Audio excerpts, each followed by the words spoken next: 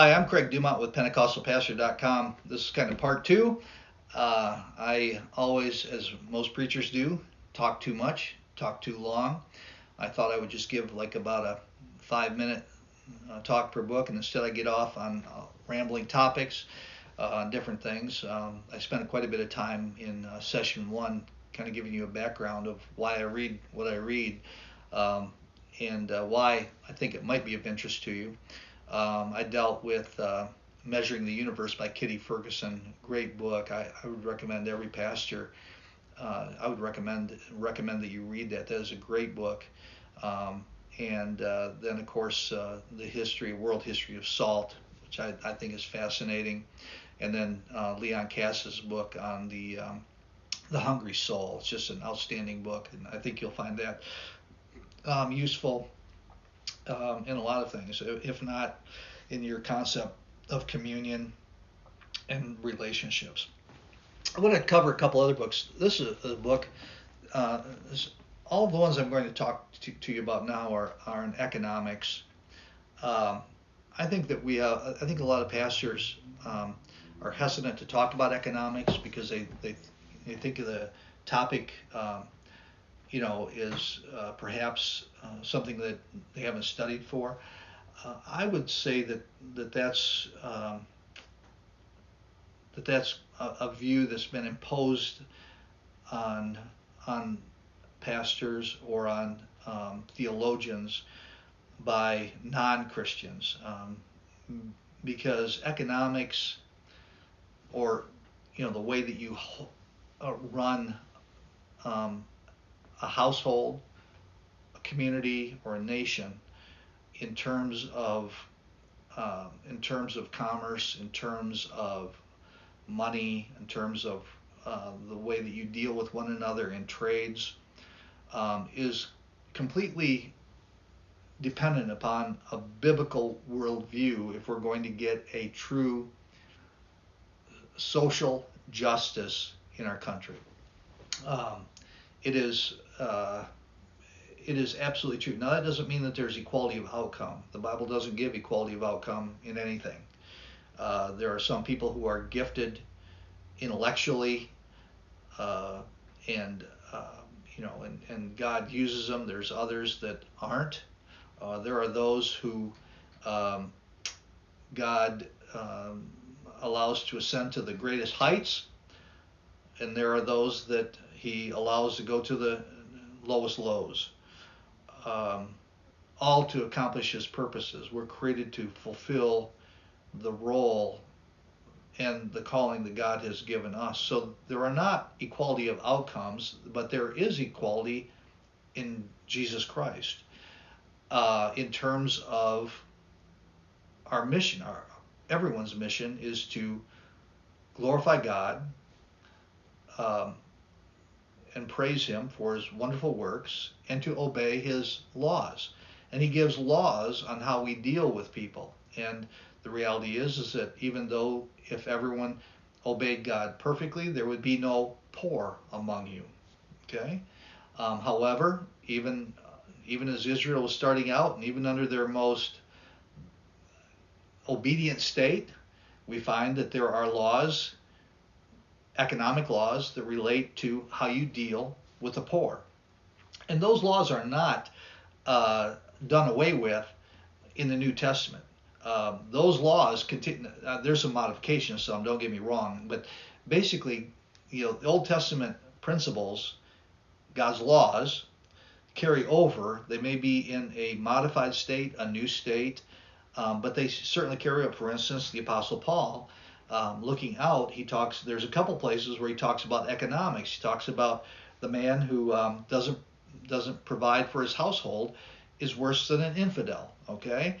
And with that person, Paul says, if a man doesn't work, he doesn't eat. Okay. There is no taking from, Bob to give to Tom.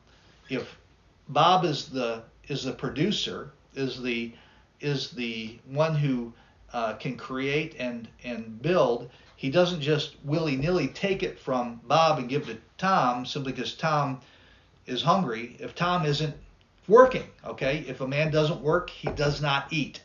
There is a value in our vocation, in our work. Now, that doesn't mean that if Tom has a need, but if he's working, that we don't have a way to alleviate that. But there are biblical ways to do that. There are ways to care for the poor, and at some point I'd actually like to develop that, because what do we do with the poor? The Bible's very clear. There's quite a few different things that we can do to help the poor, and the end result is, if we did it right, they would be poor no more. Now, we know that everyone doesn't do everything right, so as the Bible says, the poor is with you always. That's what Jesus said. It's just simply the way it's going to be. But that doesn't mean that the church doesn't always act in defense of the poor. It just means that we do it in a different way than what the world would say. This is a book. This book, again, this was written quite a few years ago. One of the perils that I come across is, for me, is that I read a book and I love it so much. I think everybody else be there, so I start giving my books away, thinking I'll get them back. I have here the paperback. I bought this book new as a hardcover,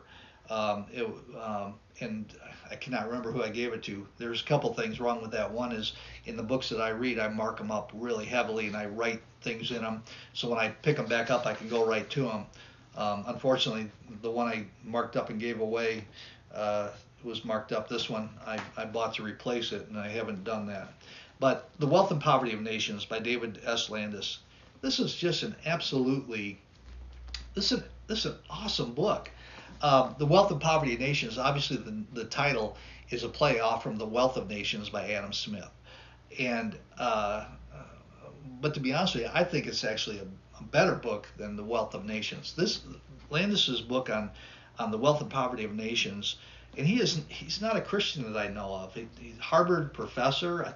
I think that he is an unbeliever. I don't know. He doesn't come through here. Although what he does talk about in The Wealth and Poverty, he goes through and he talks about why nations are rich and why some are poor, and it has nothing to do with the amount of money and financial aid we give to them. In fact, it was either in The Wealth and Poverty of Nations, or I'll talk a minute. Oh, it was in The Mystery of Capital by Hernando de Soto, that talks about the billions and billions, maybe even trillions of dollars that have been poured into poor countries that have went just down the tube.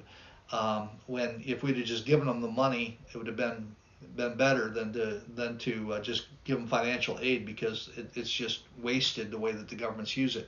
But The Wealth and Poverty of Nations, I'll tell you what, for pastors looking to get a good grasp of economics, and I'm not simply talking about sitting in there talking about different monetary theories. That's not real economics, as important as that may be. That's just, and but if you want to get a good understanding of economics, the four books I'm going to talk about here, it's on culture, economics. The two are so interconnected, it's hard to separate them. But The Wealth and Poverty of Nations by David Landis is just an outstanding book. You'll find it a fascinating read. He talks about what makes nations rich and what makes them poor. There's a fascinating story. There's two that I'm just going to pick out that talk about this a little bit. One is, he's got a section on Brazil. At the beginning of the 1900s, the nation that was supposed to be the next world power wasn't going to be the United States, as it turned out. Everyone believed that Brazil, because Brazil had an incredible influx of people, a lot of people from Germany, they had an influx there, and Brazil had incredible resources, situated in a perfect location. It was supposed to be the next world power. Unfortunately, it ended up being settled, and their culture was dominated by Catholic thought. I don't have a lot of time to go into the difference between Catholic and Protestant thought, but I will say that a lot of it has to do with of Protestants' view of work, and also the Protestant view of the Lord's table, believe it or not, versus the Catholic view of vocation and the Lord's table. And believe it or not, what the Catholics teach and believe about the Lord's table um, really does create an economic um, culture that produces almost across the board kind of a soft socialism. I'll just leave it with that. Again, at some point we'll talk about that. But what the way that you understand and what you take away from the Lord's table does have it doesn't just have theological ramifications. Theology always has practical live your life applications. But anyway, Brazil ended up with a huge influx instead of the Protestants like America had with their view of a Protestant work ethic, so to speak. Brazil was flooded with good people, smart people, but with a kind of a soft socialism Catholic view of how to build an economy. And they stagnated. And at one point, the leadership of Brazil understood that they were falling behind America. And what they wanted to do is they wanted to make an incentive for a lot of Protestants in America to move down to Brazil, to bring their skills and their gifts down there, to get them caught up. And it's interesting because one of their leading economists at the time actually understood this. Theologian economist at the time, I don't remember his name, but it's covered in the book. It's actually talks about, and it may be in a footnote. You'll find the footnotes in Landis's book as important as entertaining as anything else. But the economist says, listen, we have a problem with this because Brazil wanted to maintain its strong and kind of exclusive Catholic identity. In other words, they wanted a lot of people to come in, but they wanted to immediately turn into Catholics when they got there. And one of their top leaders that understood theology and economics said, well, here's the problem with this. You can't bring in the Protestant you can't bring in the view of work and their economy without bringing in the religion. And that is so true.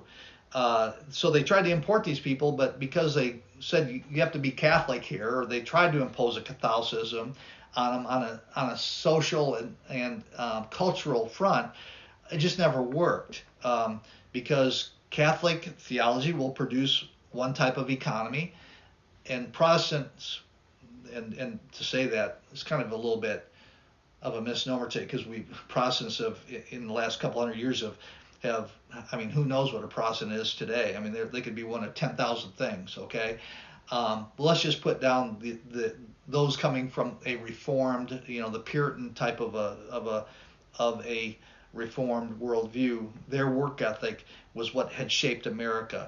Even people who weren't of that theological bent, they brought in that Protestant at that time, that Protestant work ethic that was embodied in the Reform movement, the understanding of vocation, doing your work as unto God, and in bringing God's laws along with that, and the way that you related to people, and that work was valuable and that you were required to work. They had experimented with socialism early on in the Massachusetts colonies and found that it was a disaster, and they immediately scrapped it. They understood it wasn't biblical. They went back to what was. So anyway, you'll find that that's fascinating because Brazil has kind of struggled ever since. Brazil should be one of the great nations on the face of, as too should Mexico. I mean, Mexico should be one long, big, huge California. And let's not use California today because California is kind of a garbage heap right now, and it's getting, but not and it's specifically because they've left God's word and left any sense of biblical worldview in California. But I mean, the fact of the matter is that area should have just boomed because of the resources and the location and the access to trade routes and what they had and their people. It should have just been an incredible scenario, and instead it's been stagnated, and they've had social strife and everything ever since. But you'll find out why that is. Another area is, for instance, in China. China is a great civilization. Chinese civilization goes back, 4,000 years or more. it's considered a great civilization. It's an awesome civilization. They have invented so many things, um, but they could never do anything with it. China, the people are incredible. But they could never do anything with it. And he traces why you couldn't do, why the Chinese people, as brilliant as they are, and as civilized as they were, and as great of buildings as what they built, and all of these things, magnificent structures and magnificent achievements, and yet never could really capitalize on it, so to speak. And it's really summed up best in a section on time, clocks and time, and how the Chinese emperor, people belonged to the emperor, so their time wasn't worth anything to them. They weren't even allowed to have. They were fascinated by clocks and timepieces, but the typical Chinese citizen wasn't allowed to have a clock. Wasn't allowed to have anything that could keep time, because you didn't need to know that. The only people, the emperor actually would collect clocks. I mean, he'd have magnificent clocks and timekeeping pieces all around, but he was the only one, because only time was important to him. If you were a peasant, you were at the beck and call of the emperor. So what did time mean to you? It mattered nothing. You weren't allowed to have clocks. And so he talks about the value of time and understanding time and being able to keep time, and why, for instance, as Europe started to go beyond just being able to, look at the sun, and how they actually started to come up with timepieces and how important that was, and how China had all of these great clocks and timekeeping pieces, but nobody could use them, and why productivity was stagnant in China while productivity skyrocketed in the West. You don't think of much of that these days, but culture and religion have consequences, and you can't understand economics without understanding theology. And we have too many people today, too many economists today, that are trying to separate. They think that economics is totally separate because it's supposedly mathematical, and of course that's not even true, because God speaks through math. God created the arithmetic and the physics of the universe, but that's for another day. But they separate that from religion and culture, and you can't do that. And he talks about why nations are rich, and when they essentially, even though he doesn't say that, but he outlines biblical principles for why they're rich. And why they're poor, he tells them why. I mean, he says they're poor because here's what they're doing, and almost always it's because they violate God's calling for man and his way that he would have governments to run and individuals to live their lives. Fascinating book, The Wealth and Poverty of Nations. I cannot recommend this too much for any pastor, whether you're interested in economics or not. My gosh, read this book, and it's just an amazing study.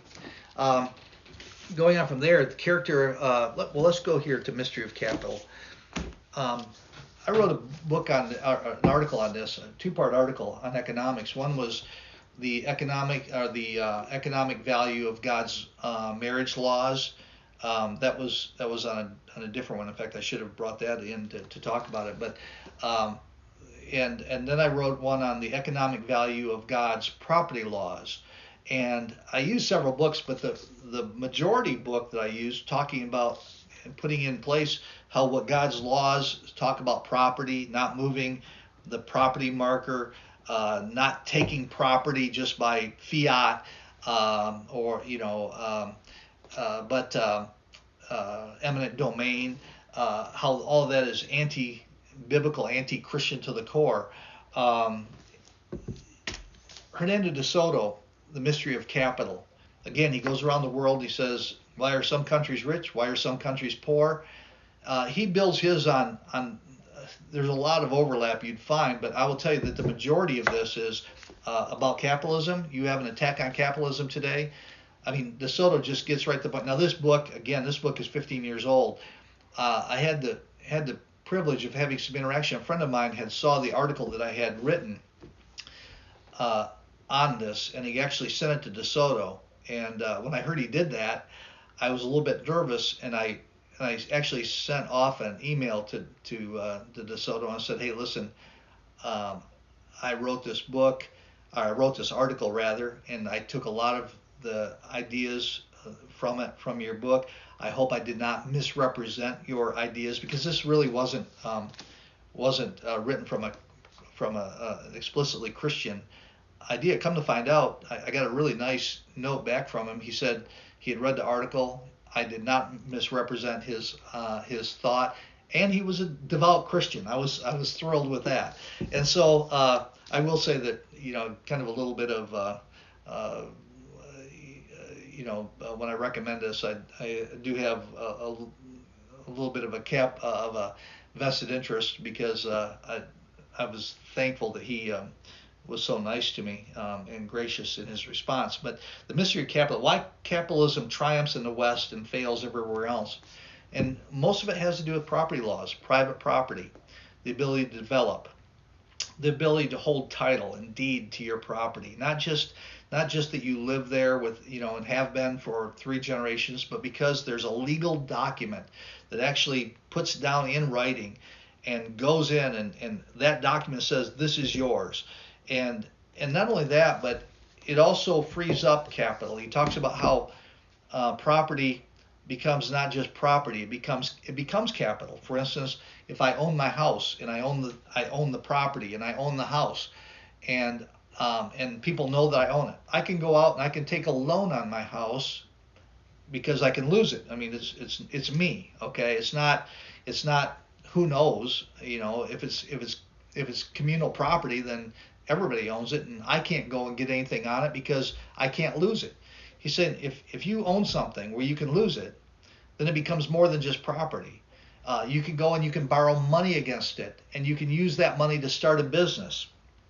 You can use that money to do other things, and to become productive in other ways. And he said so in America, where people own their property, they can go out and they can take a loan against it. They can start a business. In the Soviet Union, the old Soviet Union, no private property.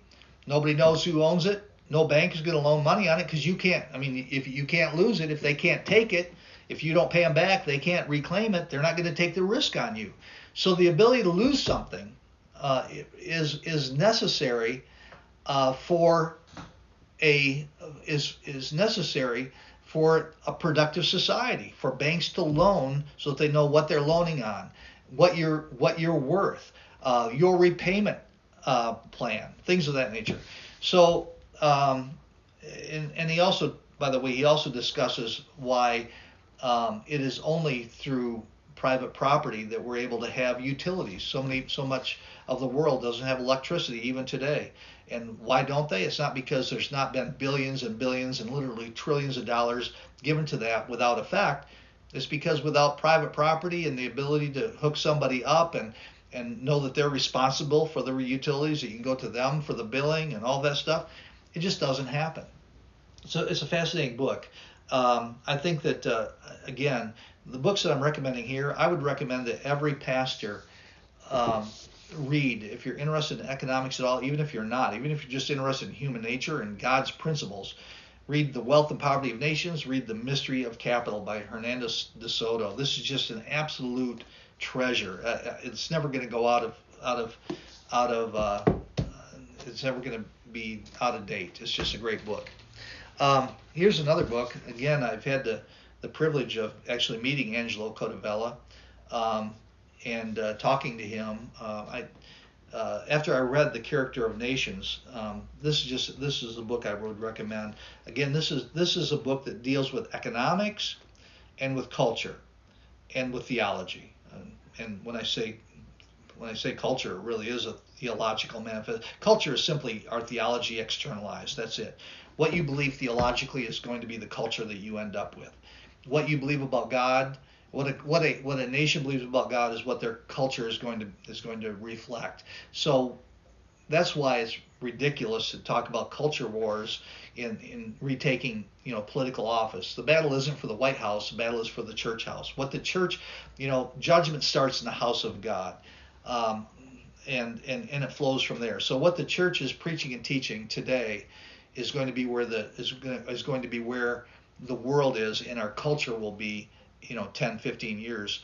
Um, we've had a lot of people that have said that the church is always 10 to 20 years behind the culture, behind it, and that's not true. The church is always 10 to 20 years ahead of it, whether it's leading it up or leading it down, unfortunately. But it's always the case that theology, the culture follows our theology, not vice versa. And so it's important that we realize but it does, the character of nations, like Codevella. Codevella's been back in the news recently, because he's the one that's really talked about the administrative state, and he's the one that's talked about elites and our problem with elites. Well, the seed for his thought, it wasn't just seed, it's been developed, started way back with the character of nations, way back, I don't know, 20 years ago. I think that this book was written, maybe a little bit longer. I can't remember when I first read it. Let me see, when was this? This was actually 97, so this is what, 23 years ago, 24 years ago. This book is still as relevant today, probably more relevant, because when you look at this, what was written 23 years ago, and you see that he was accurate in his predictions of where the culture and where the character of our nation was going to go from where he was some years ago, both sexually, and on the homosexual and the transgender thought, to the economics, to the administrative state. It's just an amazing book. The Character of Nations. He deals with economics, of course, politics, theology. What is it about the character of a nation that, what is it that makes a nation great and free, and what makes it, a tyranny and not so great? What makes a place a hellhole? What makes a place, a paradise? And I obviously I'm not talking about a perfect place, but for years, why did people around the world, want to do, for all of our shortcomings, why did people want to flood into America? What was it about the character of our nation that attracted people from all over the world, and literally when they got here, even attracted them to converting to the Christian faith, which is all true. And how that's changed today. Why did regimes like the old Soviet Union, I would say China today, what was it that brought them down, and made them anything less than what was it about their character nationally that just brought about such squalid living situations? And I'm not talking about in China. Obviously, they're booming economically, but they're living unfree. In fact, in many ways, America is moving towards it. The whole idea that churches are being shut down. A few years ago, we would complain that China was persecuting the church and shutting them down. Today, we're celebrating officials who are shutting churches down. We're wearing masks when it comes from a mandate, when no study in the world, believe me, I told you I'm interested in everything. I can't tell you the number of studies and how much I followed the coronavirus thing. No studies in the world have ever shown that masks work, and yet we're turned into sheep by just doing whatever the government says. What's the character of a nation where our people would succumb so easily to that? We think of why would the people in the old Soviet Union live with that? Well, it's because of their theology, their long-term developed culture. I mean, it was ripe for that.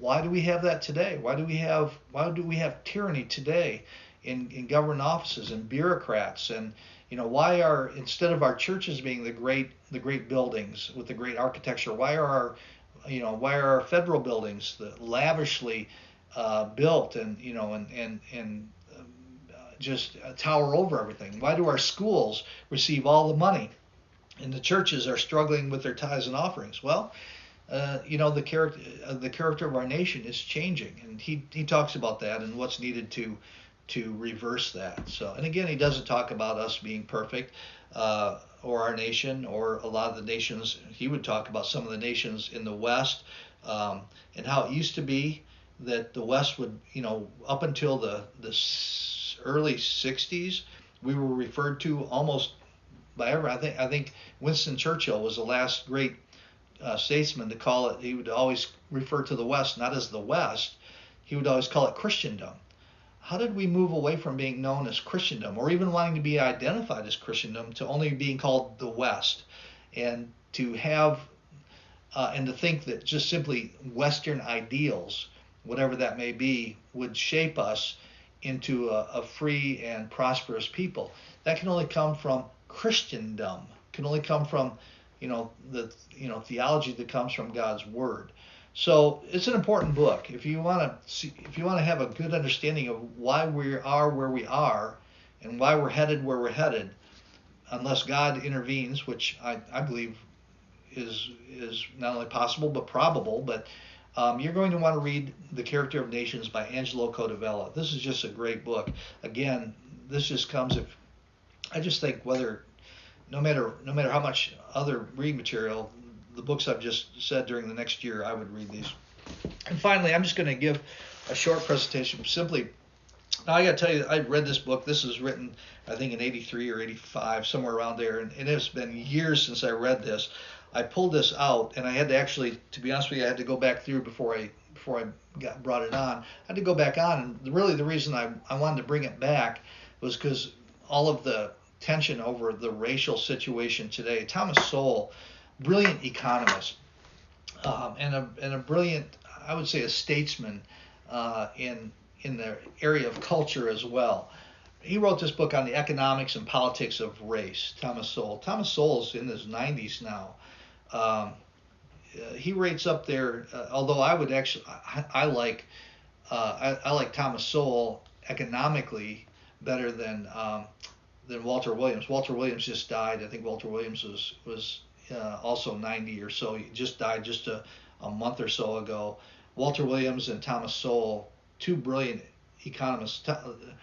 Walter Williams was more of a pure libertarian, and I'm not that. I am maximum freedom under God's law, but definitely under human law, not just whatever doesn't hurt you is okay.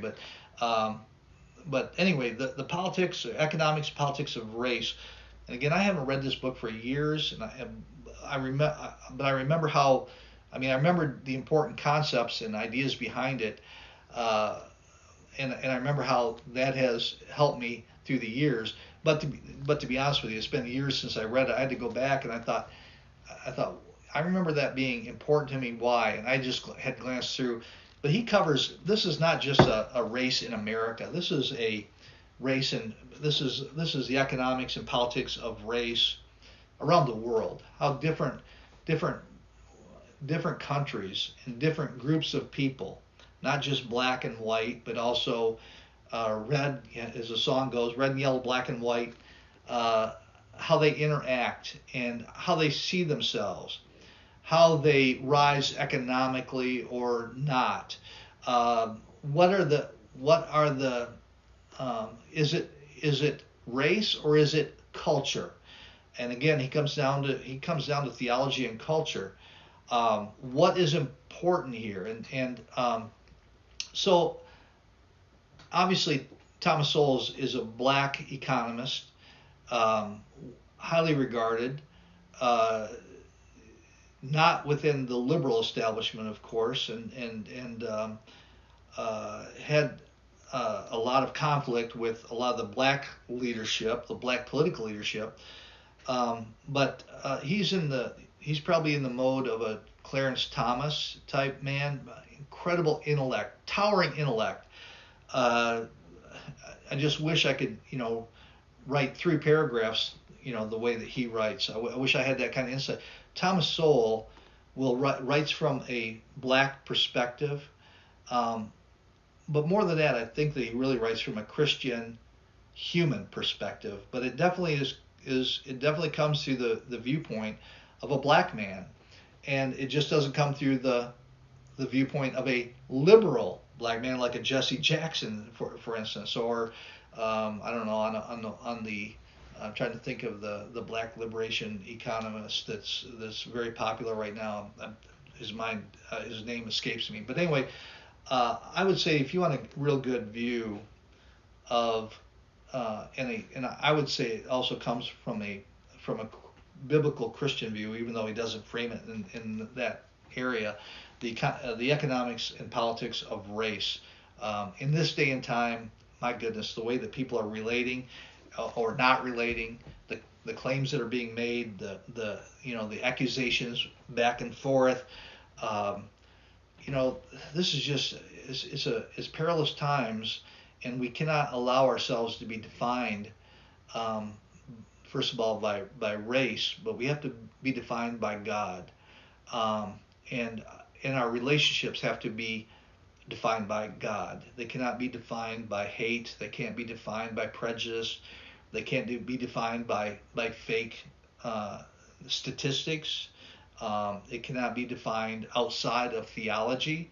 It's got to be there, and there's room for whites, blacks, um, uh, well, every color. I always hate to even use the word race, because the reality is there's a human race. There's not races. There's the human race. We're not Darwinians. There's not a race that develops over here independently and a race that develops over here and they're competing races. There's one race. It's the human race. God would actually put it into two categories. There's the race of the redeemed and the race of the unredeemed. I mean, that's it. I mean, there's the human race, but then they would be divided not according to color, but they would do, or geographic region. It is the redeemed and the unredeemed. And so, but with that said, I would say this book by Thomas Sowell is an excellent book. The Economics and Politics of Race by Thomas Sowell. Again, 20 some years old, almost 30 years old now, I guess, but definitely a book that I would say that if you want to start looking at relationships and race and politics and economics, this is a good book to start with. I think what'll happen is you'll become a fan of Thomas Sowell. He's written about 20 different books. They've all been classics, and you'll probably go on from there. But anyway, thank you for listening. That's my books that I would recommend that you grab hold of in 2021. And outside of all of the theological readings you're going to do, I would start with those. Thank you.